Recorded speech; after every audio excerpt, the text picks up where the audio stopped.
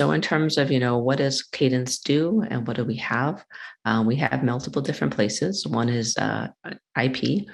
So with the current designs today, you actually need to, people don't design all the little small pieces. You may actually do for things like DSP, digital signal processors, other even smaller IP. We'll tend to buy that off the shelf.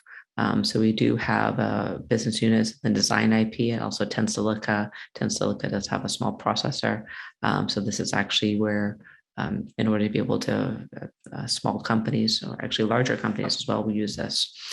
Traditional, where I work for, is the digital and sign-off.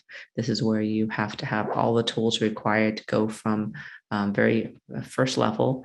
I'm responsible for the front end. So I actually have products which actually can input at a system C level and do high level synthesis, as well as all the way through where you do, by the product is Modus, where we do test, which is a design for test, as well as all the testing side and also all the verification.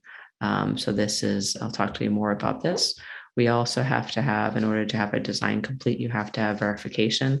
This is emulators, it's the software, it's the hardware, it's also formal methods as well.